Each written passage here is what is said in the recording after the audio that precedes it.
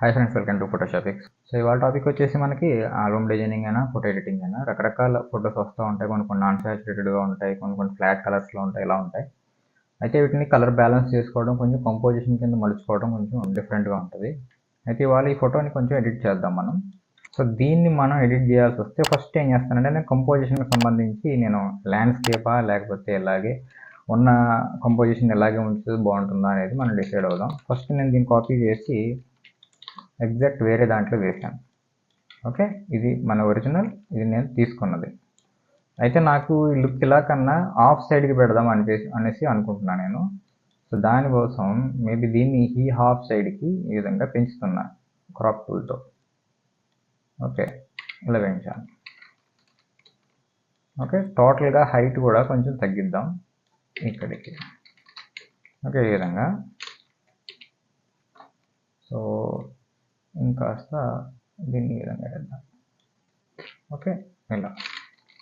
అయితే ఏమైంది, మనకి ఇక్కడ అటు ఇటు వైట్ అనేది వచ్చింది కదా. సో ఈ వైట్ అనేది ఈ విధంగా కాకుండా నేనేం చేస్తానంటే ఇక్కడ నుంచి మార్క్ టూల్తో ఇలాగా, మార్క్ టూల్తో మళ్ళీ ఇలాగా రెండు సెలక్షన్స్ ఇచ్చి, ఇంకా దీనికి రెఫరెన్స్ ఇచ్చామన్నమాట ఈ మార్క్ టూల్కి. ఇది మన సబ్జెక్టు, సో దీనికి లాగే మీరు ఇక్కడ ఫిల్ చేయాలి అని.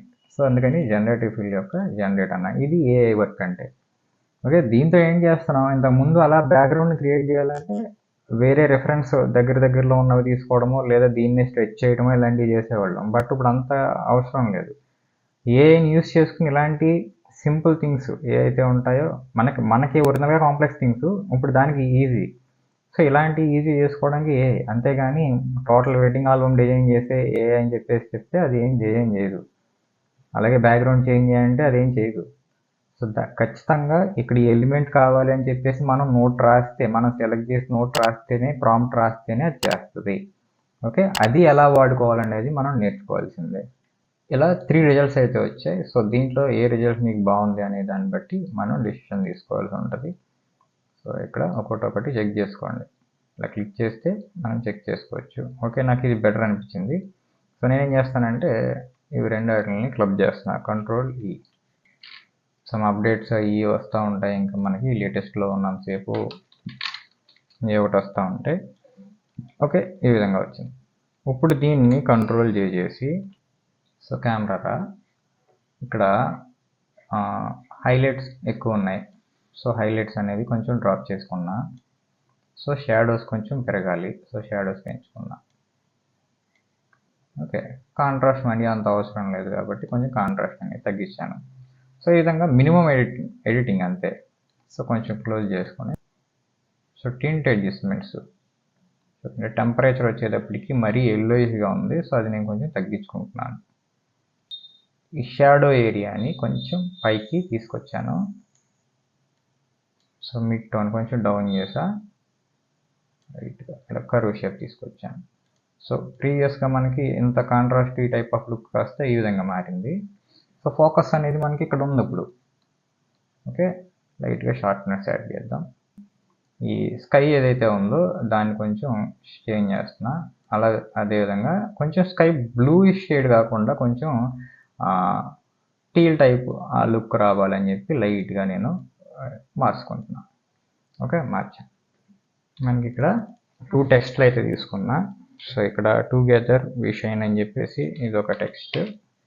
సో దీన్ని తీసుకొచ్చి ఇక్కడ పేస్ట్ చేసాను.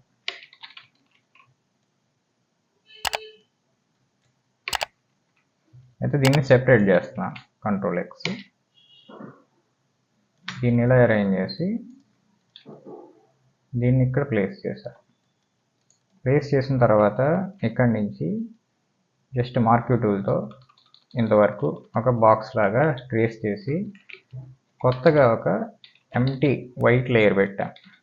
ఓకే, ఈ లేయర్ని ఓవర్లీలోకి మార్చేసాం. ఓకే, ఓవర్లీ మార్చిన తర్వాత ఇంత అవసరం లేదు మనకి ఒపాసిటీ అనేది. సో ఒపాసిటీ తగ్గించాను. అలాగే ఇక్కడ సబ్జెక్ట్ ఉంది కదా, ఈ లేయర్ సెలెక్ట్ చేయండి, ఎందుకంటే పైన వచ్చేసింది. సో అది అలా కాకుండా సెలెక్ట్లోకి వచ్చి సబ్జెక్ట్ అనాలి. ఇప్పుడు మన లేయర్ ఏదైతే ఉందో ఈ బాక్స్ లేయరు, దీనికి మామూలుగా ఆల్ట్ పట్టుకొని మాస్క్ పెట్టండి, అయిపోయింది. సో ఈ విధంగా వచ్చింది. పేస్ట్ చేసి దీన్ని Ctrl+T చిన్నగా పెడుతున్నా. ఓకే, ఇలా వచ్చింది. సో దీన్ని పేపర్ కటింగ్ స్ట్రోక్స్ అని ఇలా డిఫరెంట్ స్ట్రోక్ ఎఫెక్ట్స్ ఉంటాయి మన దగ్గర, మాస్క్స్ దొరుకుతాయి. సో వాటితో మీరు క్రాప్ చేసిన ఇలాగా లేదు అనుకుంటే 1 by 1 స్టెప్ బై స్టెప్ 3 పిక్స్ని ఎడిట్ చేసి నిలువుగా వెర్టికల్గా తీసుకున్న ఇన్స్టాగ్రామ్ పోస్ట్లకి వాడుకోవచ్చు. లేదు అనుకుంటే ఇలా ఆల్బమ్ డిజైనింగ్ వాటికి కూడా వాడుకోవచ్చు. ఓకే, ఇలాంటి వీడియోస్ మరిన్ని మీకు కావాలనుకుంటే ఖచ్చితంగా వీడియోని లైక్ చేయండి, అలాగే నాకు సపోర్ట్ చేయండి. అదేవిధంగా మీరు కొత్తగా ఛానల్ చూసినట్టయితే సబ్స్క్రైబ్ చేసుకోండి. Thank you for watching.